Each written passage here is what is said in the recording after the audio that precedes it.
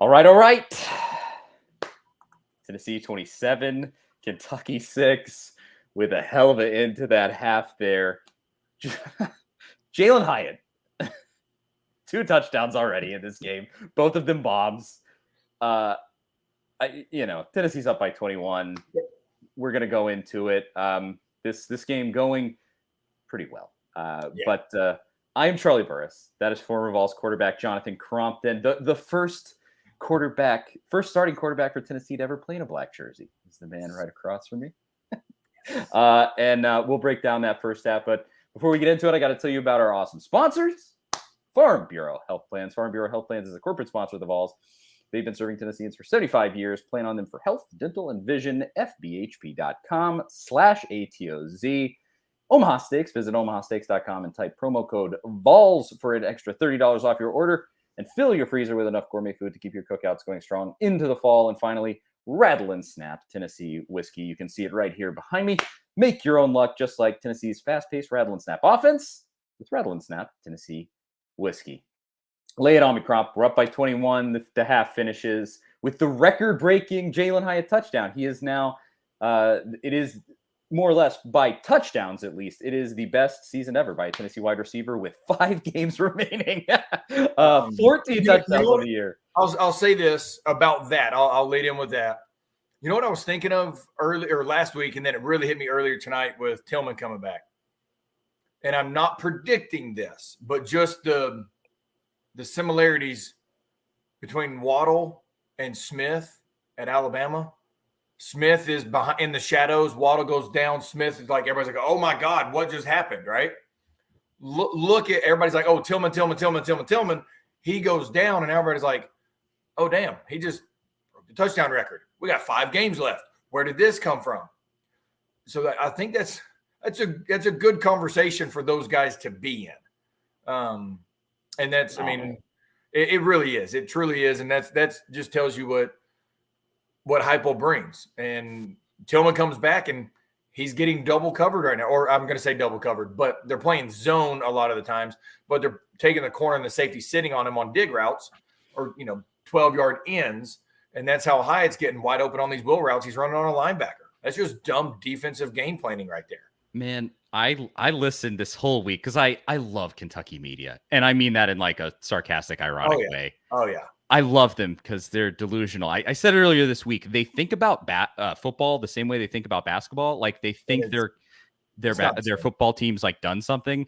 And they were like, oh, well, Kentucky doesn't blitz like Alabama, so they're not going to hit us over the top. Well, a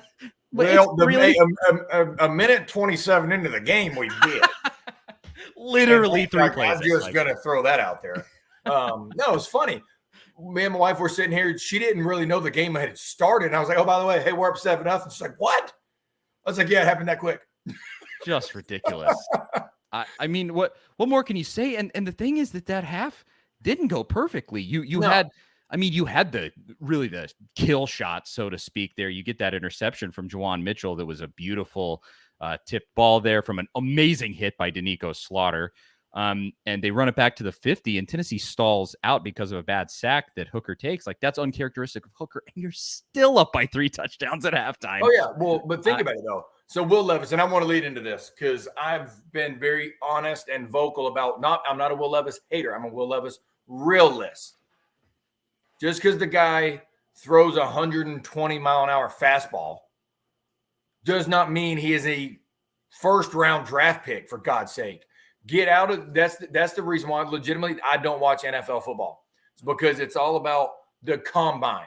What are your combine numbers? I don't mean a damn thing when you're playing football, especially quarterback, right? He's 7 of 13, 71 yards, and a pick. Should have been 3 picks. Yeah. They ran a bootleg over, and he got baited into throwing the 12-yard drag route and went through our hands. There on that last drive, we tipped it twice through our hands for a pick 6. It would have been the first tip would have been a pick 6, and then the guy that it got tipped back to, it would have been a pick 6, and they both missed. So, and what I'm getting at is, I'm like I said, I'm being a realist on him, and I'm not saying that Hendon Hooker should be the number 1 pick in the draft. That's not what I'm saying. I'm just saying people got to stop looking at combine numbers and the fact that He can throw the ball through a brick wall. He's big, strong, fast, athletic. That means nothing when you're playing quarterback, right? Take a kid like Bryce Young and you go, that dude knows how to read a defense. And I know obviously everybody on here is watching this game. If you go back on their second drive, I think it was, when Herbstreit was very accurate on this by saying, good job reading the defense. Look at the backside dig. Oh, wait, you're late. Well, you know what? That's the most simple read in NFL football. Flood to one side, backside dig to the next. If it is cover 2, peek the flood, get ready to throw the dig. Hey, by the way, we ran cover 2, which means 2 high safeties going off the hash. The backers are kind of getting in the flood zones. You're going to hit the dig. The guy ran a great dig route. Levis can't read a defense. He can throw it 200 miles an hour, though. Once again, I'm not a Will Levis hater. I'm a Will Levis realist. And that's the part that upsets me is where it's like, oh, look at this guy. All he is the quote unquote tough guy warrior. He's going to stick his head down, keep getting hurt, right? Every game. That's just, he wants that persona and he's going to get it. But I would never bet my franchise on a player like him. You do what he did with the hit from Amari Thomas that injured him. It hurt his hand. It hurt his throwing hand. You do that in the NFL, you will get your head taken off.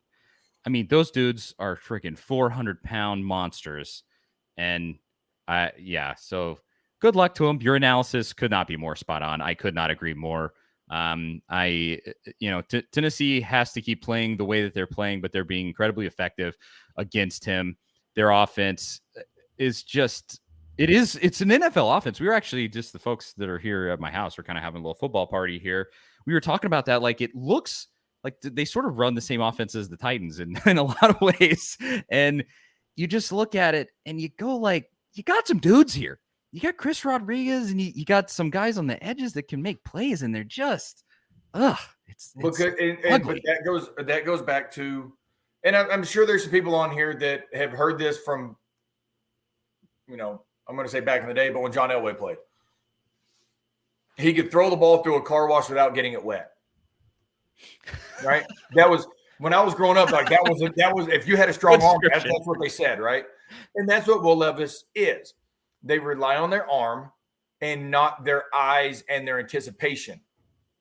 Peyton Manning, Tom Brady, Drew Brees, Phillip Rivers, Joe Montana, Steve Young. None of these guys had a world-renowned arm. They were like, by the way, you're in cover 2 and are running a backside dig route. I'm going to look here, 5 no hits, I'm going to throw the dig.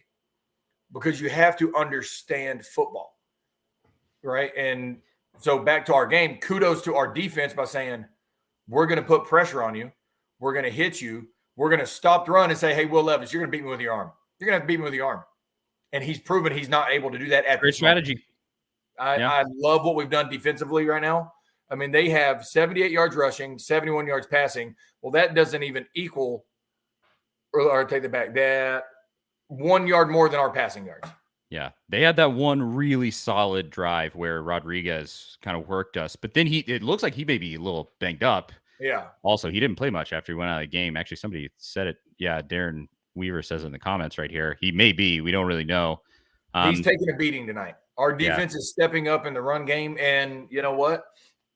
I've said it each week. Pick your poison. So far this year, we've said we don't think you can beat us with your arm. And the one game that it was close, but it didn't happen, was Alabama. Because Bryce Young can dissect you back there. And that's the best arm you'll see all season. Playing exactly. He can dissect you. Defense, if you give him zone, get your mind right, he's going to throw for a lot of yards, put up good numbers.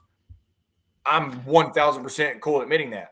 And we've said, no, you're not going to beat us in the run game. And tonight is the definition, because I did say last week, this game scared me because they can get to 3 tight ends and pound the rock and hold the ball.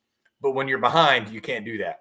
Yep, exactly. I mean, Tennessee is kind of in the catbird seat here. But we'll talk about that and kind of what Tennessee needs to do in the second half with our segment, the Omaha Steaks second half change. We're going to call an audible.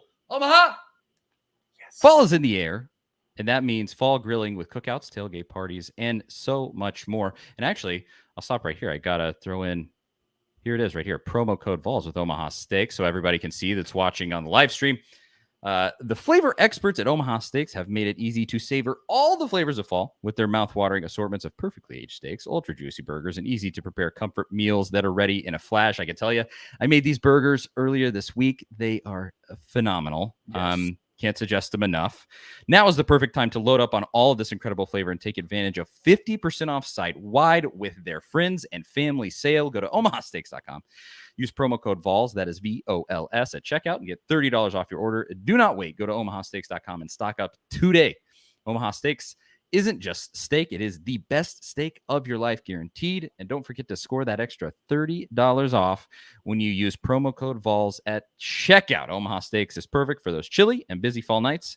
You won't come close to getting this kind of quality at the grocery store. Visit omahasteaks.com. Promo code VOLS at checkout. Minimum order may be required. Omaha Steaks. So, Cromp, what is your Omaha? What was your second half change for Tennessee to just keep laying it on Kentucky here?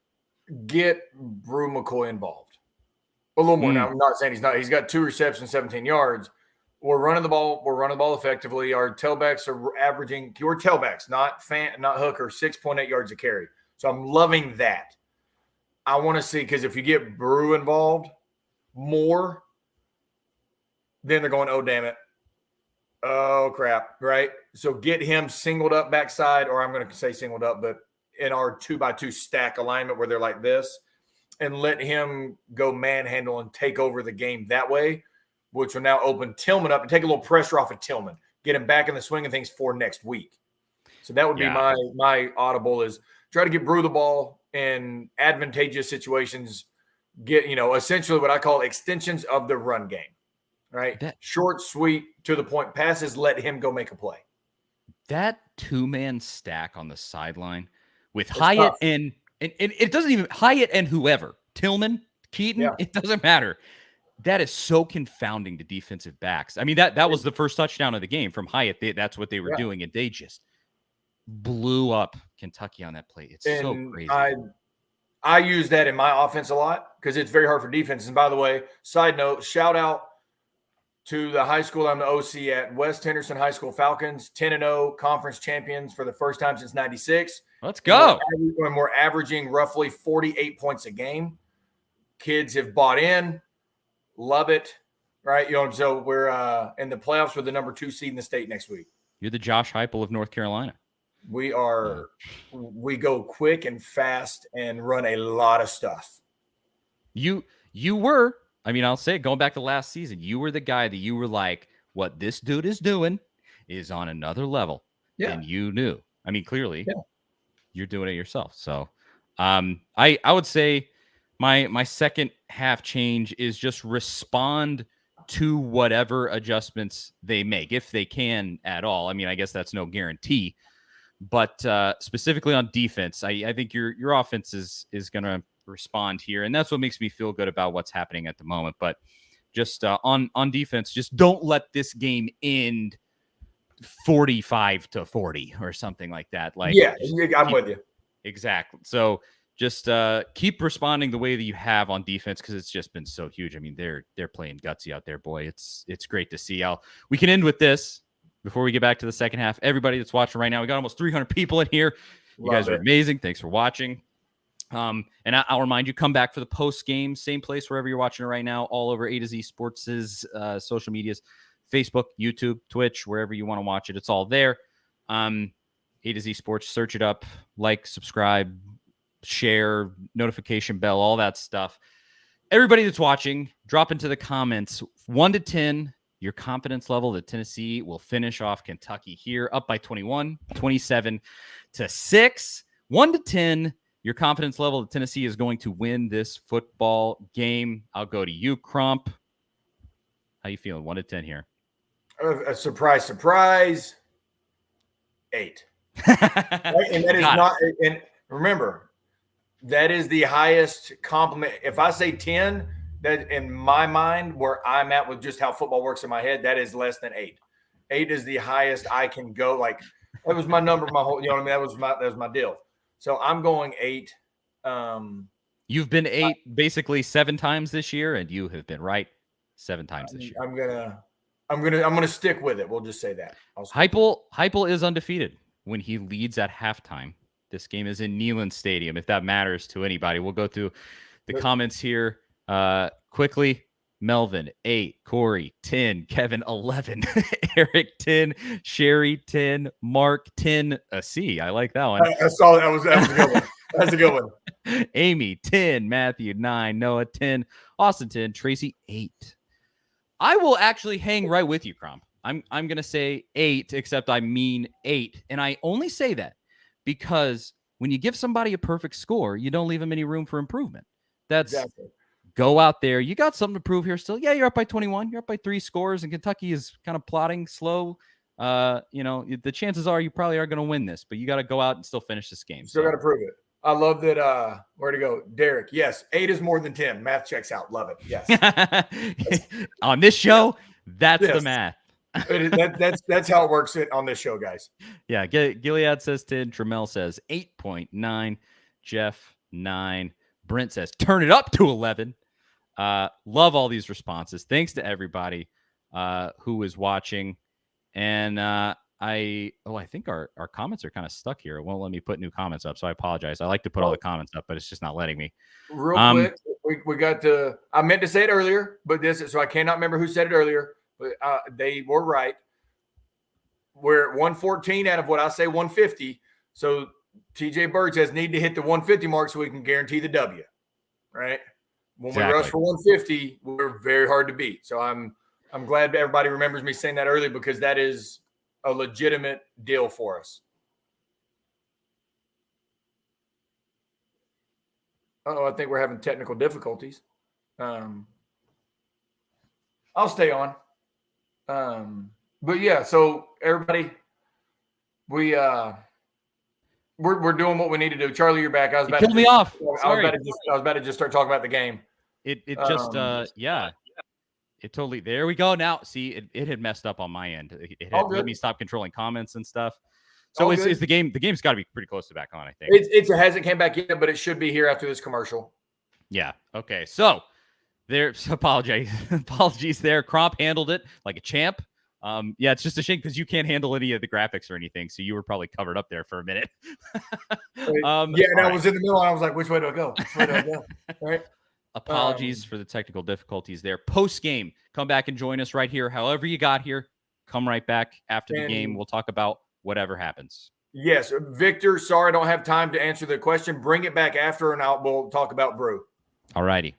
Yeah, and we'll talk about that. If Tennessee wins, we'll talk about the playoff and all that stuff. We'll get to it all.